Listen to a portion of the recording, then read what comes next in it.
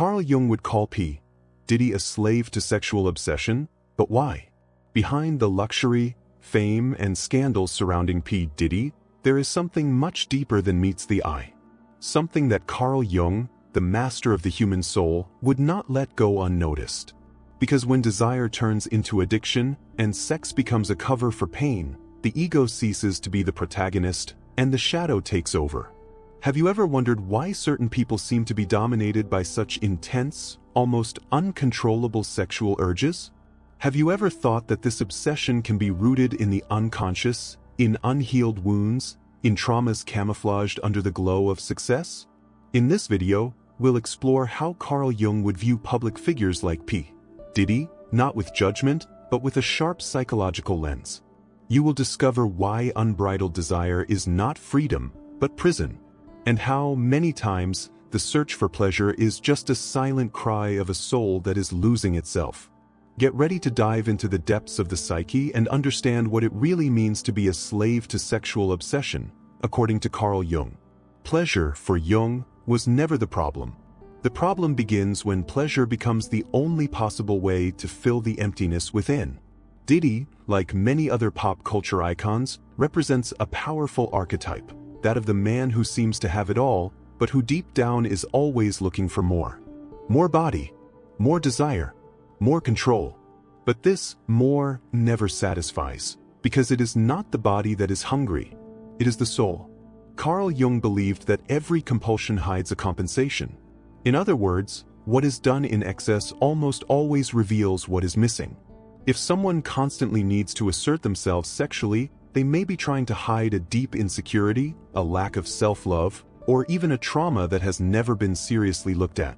In the case of P. Diddy, the publicly exposed sexual appetite and the constant presence of scandals involving intimate relationships can be seen not only as hedonistic behaviors, but as symptoms of something much more subtle and dark, the shadow. The shadow, according to Jung, is everything that we repress, hide, or deny in ourselves.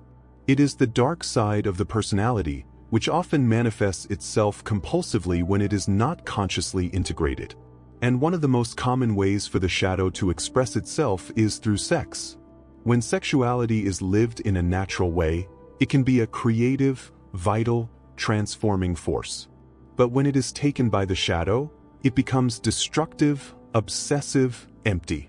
The person starts to use sex as an emotional anesthetic, an escape from the internal silence that scares them so much. And that's when Carl Jung would make his diagnosis. Pleasure ceased to be freedom and became a prison. A slave does not recognize his fetters, and so he drags them with pride.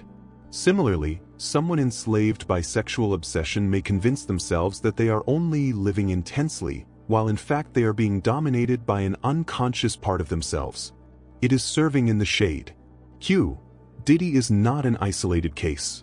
Entertainment culture is full of figures who have turned sex into a constant performance, in a never-ending search for validation. But the more the desire is fed externally, the more the internal hole widens. Jung invites us to look at this honestly. It is not moralism nor condemnation, but a call to recognize the imbalance. Because when sex stops being a genuine encounter and becomes a compulsion, it loses its soul, and with it we take pieces of ours too. This prison is silent. It disguises itself as freedom, power, virility. But behind the spotlight, fame, and seduction, there may be a man deeply disconnected from himself. A man who uses pleasure to escape from a pain he has not yet had the courage to face. Jung would say that as long as the shadow is not brought to consciousness, it will continue to control us. He will continue to make choices for us. It will continue to put us in cycles that seem like freedom, but are just repetitions of the same wound.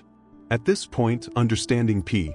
Diddy is not just talking about him, it is understanding a part of all of us. Because we all have a shadow. We all have desires that, if not looked at consciously, can swallow us. And the first step to get out of prison is to see that it exists. Carl Jung said that desire is often the most visible symptom of an inner silence. And this silence is not peace, it is the absence of listening. In public figures like P. Diddy, where everything seems noise, party, power, and pleasure, what is least seen is the soul. Because when the desire starts to scream too loudly, it may be that it is trying to silence an even deeper pain. The world only sees the stage, but Jung would invite us to look behind the scenes.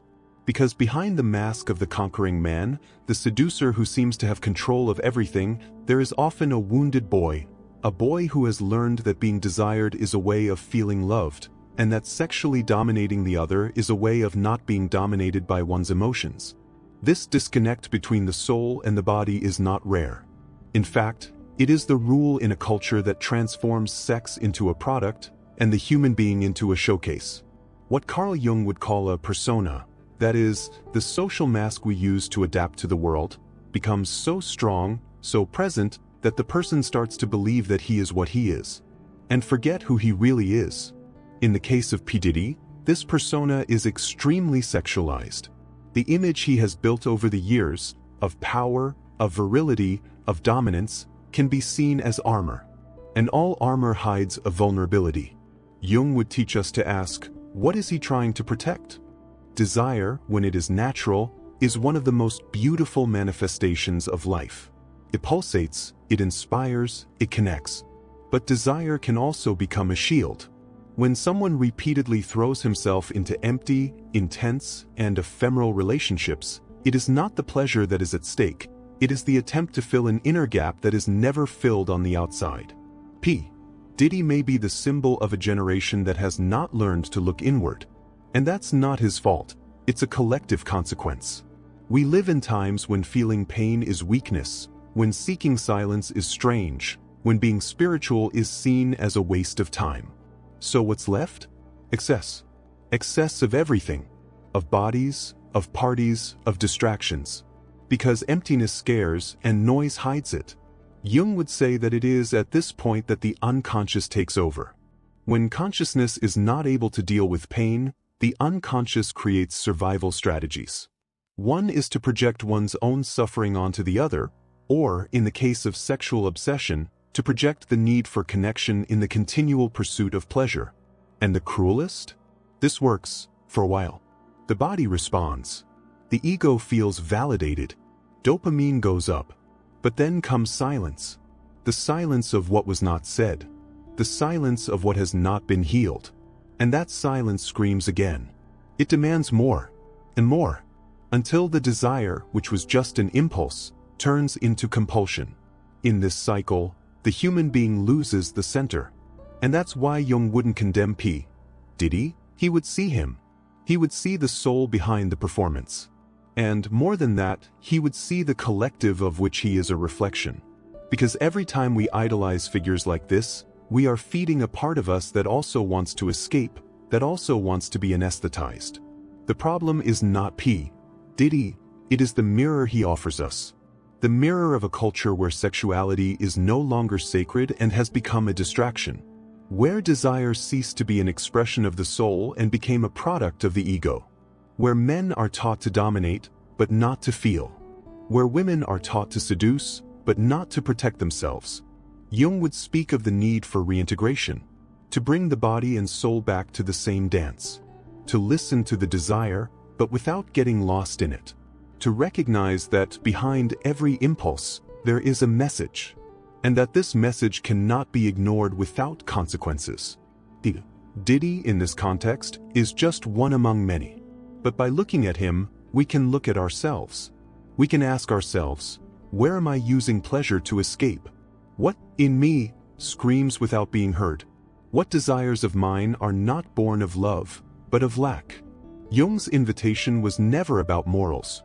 It was about awareness, about integrating what is divided. And sexuality, when lived with truth, is an essential part of this integration. Therefore, as long as the desire is only escape, it will be prison. But when it is the path to self-knowledge, it is transformed. And it transforms us together. Carl Jung believed that we all have a hidden part, a side that we prefer to deny, repress, or pretend doesn't exist. To this part he gave the name shadow. And the most curious thing is that the more we ignore the shadow, the more it takes over. It infiltrates our behaviors, choices, and desires, often without us realizing it. In the case of P. Diddy, this shadow seems to have gained an entire stage. Your history of controversial relationships, over-the-top parties, and sex-dominated behaviors aren't just conscious choices, they're symptoms. Symptoms of an unrecognized shadow that has found a way to manifest itself through seduction. But what exactly is the shadow? The shadow is everything we don't want to be. It is what we find ugly, shameful, or weak in us. It is born from childhood, when we learn that certain behaviors are not acceptable, that certain feelings are forbidden. Over time, we hide all this in a psychic basement. But it does not disappear. She just changes her clothes. In adult life, this shadow can appear in many forms: uncontrolled anger, irrational jealousy, addictions, manipulation, compulsions, or, as in the case of P. Diddy, an inflated sexuality used as a symbol of power. And the most dangerous? The shadow seduces. It offers pleasure. She gets drunk. But it also corrodes from within. Carl Jung would teach us that one of the most common ways for the shadow to manifest itself is through distorted sexual desire. When sex ceases to be an encounter and becomes an instrument of control, when the other is used as an object and not as a mirror, the shadow is in charge. And she doesn't ask permission, she does. The great tragedy is that the shadow does not want to be evil. She just wants to be seen, wants to be recognized, accepted, integrated. Because while we ignore it, it dominates us. But when we bring it into consciousness, it ceases to be a monster and becomes part of our power. What we see in P. Diddy, and in so many others like him, is not just a sex-obsessed mind. It is a soul trying to deal with its own darkness, not knowing how. And when the soul is not heard, the shadow cries out. And she does it where it hurts the most, in pleasure, because that's where we are most vulnerable. Jung would never call someone a pervert or sick as a form of exclusion. On the contrary, he would say that the one who compulsively surrenders to desire is someone desperately trying to find himself. But he is lost on the way. The shadow does not act alone. It feeds off the persona, that mask we build to be accepted. The more someone needs to appear strong, the weaker they are inside. The more someone needs to show virility, the more insecure they feel. And this contradiction is the perfect field for the shadow to play with. In P. Diddy's case, the persona of the dominant, desired, powerful man may have been constructed to protect a primitive insecurity, perhaps even a pain of abandonment, rejection, or devaluation that has never been healed. And the shadow takes advantage of this, using sex as an emotional anesthetic. But the effect of the shadow is never lasting. After pleasure comes emptiness. And after the emptiness comes repetition. The cycle sets in: desire, conquest, pleasure, guilt, silence, and everything starts again. This is not freedom. It is prison disguised as autonomy. The only way out of this cycle is to look within. It is having the courage to face one's own shadow, not as an enemy, but as a legitimate part of our existence. Jung would say, "You do not enlighten yourself by imagining figures of light, but by making darkness conscious." And making the darkness aware is what P. Diddy, and all of us, need to do. This requires introspection, humility, truth. It requires dropping the masks. It demands to stop running away. Because the shadow won't go away. But it can be integrated. And when that happens, it stops controlling us. As long as the shadow is in charge, we will continue to seduce, dominate, and consume the other to try to heal the wound in us. But this cure never comes from outside. It is born in the silence that we accept to hear, in the fear we have the courage to feel, in the truth we dare to live. The seduction of the shadow is strong, because it offers shortcuts. But shortcuts don't lead to freedom. They lead to emotional addictions, toxic relationships, and a sense of emptiness that not even 1,000 bodies can fill. Jung knew this. And so, as he looked at P. Diddy, he would not only see a star in decay, he would see a man in conflict with his own soul. A man who, perhaps unknowingly, is crying out for integration. And this is a lesson that applies to all of us. Because we all have a shadow. And all at some point will be seduced by it. The question is, will we continue to be puppets of what we hide, or will we finally assume what we are entirely? Carl Jung said that the greatest tragedy in life is not suffering, it is the forgetfulness of who one is. And perhaps this is the true consequence of sexual obsession, not tarnished fame, not public scandals, but the silent loss of one's identity. Because the more someone lives to satisfy compulsive desires, the farther they are from their own essence. And that's when the soul starts screaming. In the case of P. Diddy, everything seems to be on the outside. Women, money, fame, spotlights. But what Jung would teach us is that all of this may just be a desperate attempt to fill an inner hole. A hole that has no shape, no name, but which sucks in everything around it when it is not recognized. Sexual desire, when it turns into obsession, is a clue that something deeper has been lost. It is not the body that is crying out for help, it is the soul. And the more one tries to silence this request with momentary pleasure, the louder it echoes again later. It is a cycle of anesthesia and anguish, repeated until it collapses.